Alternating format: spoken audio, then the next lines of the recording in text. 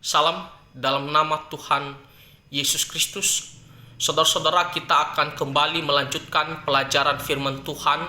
Khususnya kita sedang membahas kitab 1 Petrus. Dan saat ini kita akan melanjutkan 1 Petrus pasal yang kedua, ayat yang keempat sampai ayat yang ke-10. Untuk penjelasan ayat-ayat sebelumnya, silakan didengarkan atau ditonton di video-video yang sudah saya upload. Jadi kita akan melihat di ayat yang keempat sampai ayat yang ke-10 ini secara khusus berbicara tentang Tuhan Yesus Kristus. Nah, kalau kita melihat di ayatnya yang keempat, di sini dikatakan, dan datanglah kepadanya batu yang hidup itu, yang memang dibuang oleh manusia, tetapi yang dipilih dan dihormat di hadirat Allah. Di sini dikatakan, datanglah kepadanya. Kepadanya-nya di sini adalah pribadi Tuhan Yesus. Dan digambarkan pribadi Tuhan Yesus seperti batu yang hidup itu. Nah, kita tahu batu adalah benda mati, tetapi di sini dikatakan batu yang hidup. Dan batu yang dimaksud di sini adalah batu pondasi atau dasar dari bangunan. Jadi ketika dikatakan batu yang hidup adalah berbicara tentang dasar kehidupan, dasar keselamatan daripada umat manusia, khususnya yang percaya kepadanya. Di sini dikatakan yang memang dibuang oleh manusia. Nah, dibuang oleh manusia di sini berbicara tentang mereka yang tidak menerima ataupun percaya kepada Tuhan Yesus Kristus. Mereka menolak Tuhan Yesus Kristus. Nah, tidak hanya orang-orang Israel, ya khususnya pada saat itu, tetapi juga untuk semua orang sepanjang zaman dan dimanapun, ya, yang dimana mereka di sini dikatakan membuang atau menolak, ya tidak mau terima, tidak mau percaya kepada Tuhan Yesus Kristus. Tetapi yang dipilih dan dihormat di hadirat Allah. Nah, sebaliknya di hadapan Tuhan Allah, batu yang hidup ini atau Tuhan Yesus Kristus adalah pribadi yang telah ditentukan sebagai juru selamat umat manusia, ditentukan sejak dari kekekalan. Dan di sini dikatakan dihormat di hadirat Allah, adalah pribadi yang sangat-sangat istimewa, berharga di mata Tuhan. Nah, kita tahu bahwa Tuhan Yesus adalah anak tunggal Bapa, ya, anak tunggal Bapa. Dan masih ingat waktu Tuhan Yesus dibaptis di Sungai Yordan, ada suara dari sorga, yaitu suara dari Bapa mengatakan, inilah anakku, kepadanya lah aku berkenan. Jadi di sini kita berbicara tentang pribadi Tuhan Yesus bagi umat manusia yang telah dibutakan oleh dosa. Mereka menolak Dia.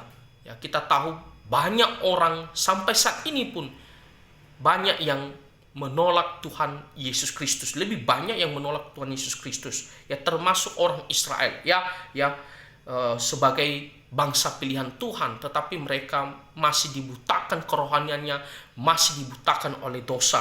Dan sebaliknya di hadapan Tuhan Allah, yaitu Allah Bapa, Tuhan Yesus adalah pribadi yang sangat istimewa, yang sangat dikasihi dan juga sangat dihormati. Ayatnya yang kelima dikatakan, dan biarlah kamu juga dipergunakan sebagai batu hidup untuk pembangunan suatu rumah rohani, bagi suatu imamat kudus, untuk mempersembahkan persembahan rohani yang karena Yesus Kristus berkenan kepada Allah.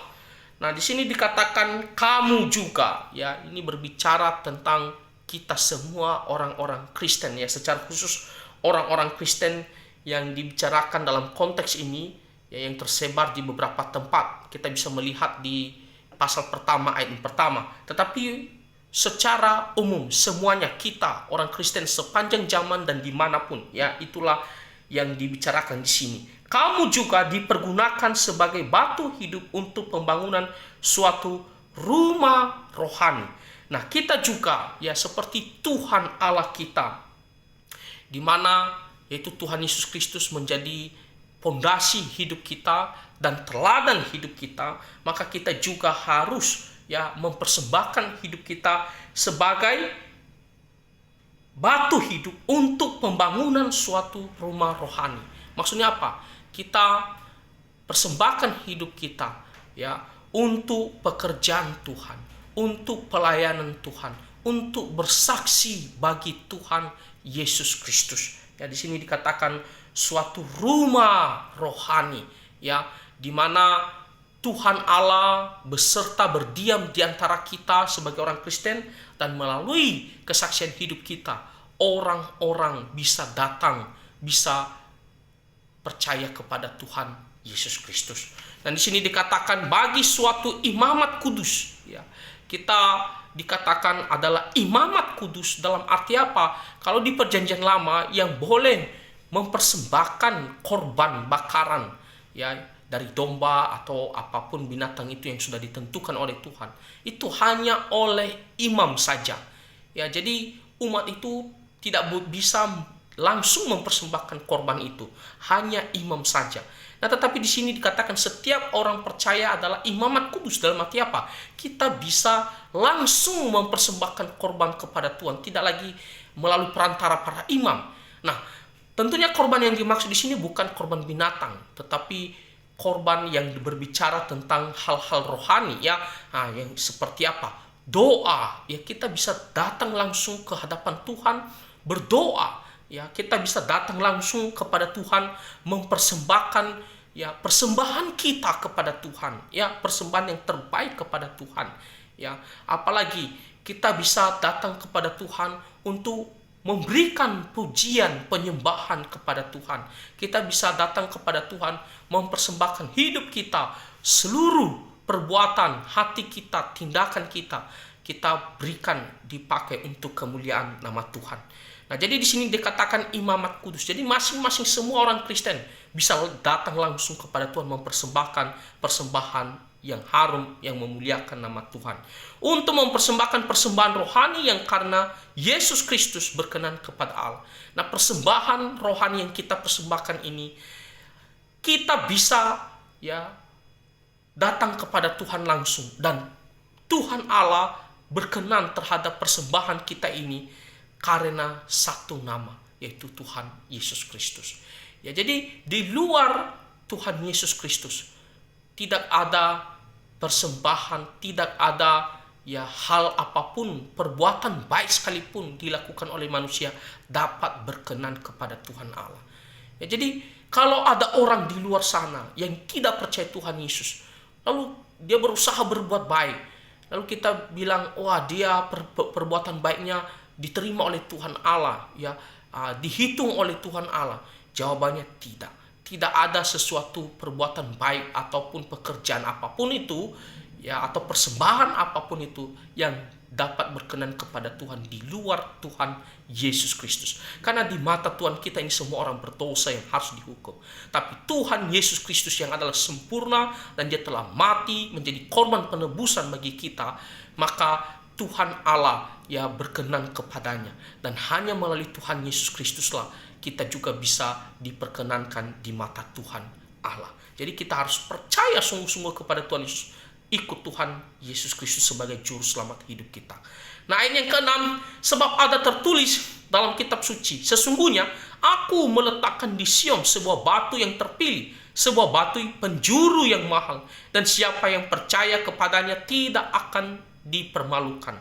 Nah, kalau kita melihat, ini adalah kutipan dari Yesaya pasal 28 ayat 16. Dan ini berbicara tentang Tuhan Yesus Kristus. Jadi Yesaya sekitar 700-an tahun sebelum Masehi sudah menubuatkan tentang pribadi Tuhan Yesus Kristus. Ya, yang dimana bagi umat manusia yang berdosa, ya, banyak yang akan menolak dia. Tetapi bagi orang-orang yang dikasihi, yang telah menerima anugerah Tuhan, ya, itu adalah sesuatu yang sangat mahal, ya. Nah, di sini dikatakan Sesungguhnya aku meletakkan di Sion sebuah batu yang terpilih. Nah, jelas ini berbicara tentang Tuhan Yesus Kristus yang dimana telah diutus oleh Allah Bapa, ya, disediakan oleh Allah Bapa untuk penebusan dosa manusia. Dan kita melihat kurang lebih 2000 tahun yang lalu, ya, di mana di Israel sana kita melihat Tuhan Yesus datang lahir sebagai seorang manusia. Dia memberitakan firman Tuhan, dia mati akhirnya di atas kayu salib, ya, di atas kayu salib untuk menebus dosa-dosa manusia. Dan di sini dikatakan sebuah batu penjuru yang mahal, ya. Dan kita tahu batu penjuru dalam bangunan itu sangat penting peranannya, yaitu batu sudut, ya. Kalau kita melihat sebagai orang bangunan, ya pasti tahu itu adalah batu sudut yang dimana yang menentukan arah bangunan dan juga yang menggabungkan atau yang menghubungkan, ya, dua sisi tembok. Jadi kita bisa melihat batu penjuru ini sangat-sangat penting dalam bangunan. Di sini dikatakan bukan batu penjuru biasa, batu penjuru yang mahal, yaitu pribadi Tuhan Yesus yang sangat-sangat penting, yang dimana hanya di dalam dialah kita bisa mendapatkan pengharapan dan kehidupan yang kekal. Ya, maka dikatakan di sini batu penjuru yang mahal, yang menentukan arah bangunan, begitu juga yang menentukan arah hidup kita. Nah, di sini dikatakan dan siapa yang percaya kepadanya tidak akan dipermalukan. Saudara-saudara, ini sangat penting. Siapa yang percaya kepada Tuhan Yesus Kristus? Percaya di sini bukan hanya mulut saja. Oh, saya Kristen, saya ikut Tuhan Yesus, saya percaya. Tapi benar-benar dalam hati, pikiran, dan seluruh hidup kita katakan saya benar-benar menerima dan percaya kepada Tuhan Yesus Kristus sebagai Tuhan dan Juru Selamat saya satu-satunya. Kan saya orang berdosa dan saya mau diampuni dan diselamatkan melalui Tuhan Yesus Kristus. Jadi kita benar-benar percaya. Dan di sini dikatakan kalau kita percaya sungguh-sungguh kepada Tuhan Yesus Kristus, di sini dikatakan tidak akan dipermalukan. Maksudnya apa? Hidup kita tidak akan sia-sia. Kita tidak akan dihukum oleh Tuhan. Kita tidak akan kecewa, ya, karena kita percaya Tuhan Yesus. Tidak akan. Kita tidak akan akhirnya mengatakan kenapa saya percaya Tuhan Yesus. Tidak akan. Kenapa? Karena kita tahu bahwa kalau kita sungguh-sungguh percaya Tuhan Yesus, kita akan mendapatkan pengampunan dan hidup yang kekal. Pasti. Ya, jadi tidak sia-sia, ya. Jerih payah kita juga dalam melayani Tuhan juga tidak sia-sia. Jadi kita di sini dikatakan tidak akan dipermalukan. Banyak orang-orang yang percaya akan sesuatu, tapi pada akhirnya mereka akan sia-sia. Mereka hanya mendapatkan murka Tuhan Allah. Nah, jadi di dalam Tuhan Yesus Kristus sajalah ada pengampunan dosa dan keselamatan. Ayat yang ketujuh dikatakan karena itu bagi kamu yang percaya ia mahal, tetapi bagi mereka yang tidak percaya. Nah, di sini Petrus mengambil atau mengutip, ya, perkataan dari Mazmur pasal 118 ayat 22. Batu yang telah dibuang oleh tukang bangunan telah menjadi batu penjuru, juga telah menjadi batu sentuhan dan suatu batu sandungan. Nah, di sini dikatakan bagi orang yang percaya, ya, pribadi Tuhan Yesus itu sangat-sangat penting. Ya. Tetapi bagi manusia yang tidak percaya adalah sebuah kebodohan. Ya. Kenapa dibutakan kerohanian mereka oleh dosa? Ya, di sini dikatakan bagi orang-orang yang tidak percaya, ya, seperti kutipan ini, batu yang telah dibuang oleh tukang-tukang bangunan telah menjadi batu penjuru. Nah, satu sisi menjadi batu yang sangat penting dalam bangunan, ya, yang menentukan hidup manusia, tetapi bagi yang satu sisi yaitu orang-orang yang tidak percaya, di sini dikatakan menjadi batu sentuhan atau batu sandungan. Ya, artinya apa? Batu yang membuat mereka jatuh, ya, tersandung. Nah, dalam arti apa? Dalam arti mereka waktu tidak percaya kepada Tuhan Yesus, waktu menolak Tuhan Yesus, mereka telah jatuh. Yang mereka akan mendapatkan murka Tuhan akibat daripada dosa mereka. Mereka harus tanggung hukuman dosa mereka. Jadi intinya di sini dikatakan batu sandungan atau batu sentuhan, yaitu ketika mereka tidak percaya Tuhan Yesus, tidak menerima Tuhan Yesus, mereka tolak, pada saat itu mereka telah jatuh. Ya, kenapa? Karena dengan hikmat manusia yang penuh dosa, yang mereka tidak bisa melihat ya bahwa Tuhan Yesus ini adalah pribadi yang menyelamatkan, dan mereka anggap itu kebodohan, dan akhirnya mereka jatuh dengan menolak Dia. Nah, selanjutnya kita melihat ayat yang ke-8 di sini dikatakan mereka tersandung padanya karena mereka tidak taat kepada firman Allah, dan untuk itu mereka juga telah disediakan. Jadi jelas ya, mereka tersandung, mereka jatuh ya, khususnya orang-orang Israel pada saat itu, dan sampai sekarang masih lebih banyak orang Israel yang belum percaya, walaupun nanti di akhir zaman mereka akan bertobat ya, percaya kepada Tuhan Yesus sesuai dengan nubuat ya daripada firman Tuhan, khususnya Rasul Paulus. Nah, tetapi sampai saat ini lebih banyak orang Israel belum percaya, dan juga seluruh umat manusia di luar Israel juga ya, lebih banyak yang belum percaya kepada Tuhan Yesus. Dan di sini dikatakan mereka ini ya tersandung, jatuh ya. Kenapa? Karena mereka tidak taat kepada firman Tuhan Allah. Tidak taat ya, sama artinya tidak percaya sungguh-sungguh kepada Tuhan Yesus, tidak menerima Dia. Dan di sini dikatakan ada akibatnya. Dan untuk itu mereka juga telah disediakan. Apa maksudnya? Maksudnya karena ya kejatuhan mereka itu ya, karena mereka tidak mau menerima Tuhan Yesus sebagai juru selamat, maka Tuhan telah menetapkan, Tuhan telah menyediakan ya suatu tempat penghukuman bagi mereka. Ya. Jadi Tuhan Allah membiarkan mereka atau mengizinkan mereka untuk tidak percaya, untuk terus tidak percaya.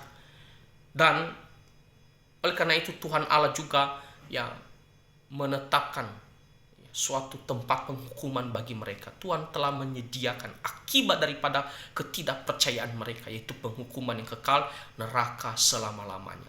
Nah, jadi saudara-saudara, sangat-sangat mengerikan ya, orang-orang yang tidak percaya. Tuhan sudah siapkan murkanya yang begitu luar biasa, dan selama-lamanya itu neraka. Ayat yang ke-9 dikatakan, tetapi kamulah bangsa yang terpilih, imamat yang rajani, bangsa yang kudus, umat kepunyaan Allah sendiri, supaya kamu memberitakan perbuatan-perbuatan yang besar dari Dia, yang telah memanggil kamu keluar dari kegelapan kepada terangnya yang ajaib. Nah, sekarang kembali Rasul Petrus mengingatkan kita, orang-orang yang percaya kepada Tuhan Yesus, orang-orang yang telah mendapatkan anugerah keselamatan, orang-orang yang telah diampuni dan diselamatkan. Kamulah bangsa yang terpilih. Ya. Kita sebagai orang Kristen, gereja, kita adalah bangsa yang terpilih. Nah, hati-hati saudara-saudara, ada yang mengatakan bahwa gereja telah menggantikan posisi bangsa Israel sebagai bangsa pilihan Tuhan. Jawabannya tidak. Ya. Janji Tuhan kepada Abraham dan keturunannya sebagai bangsa pilihan itu kekal. Ya, tidak pernah hilang. Walaupun mereka berdosa, Tuhan hukum.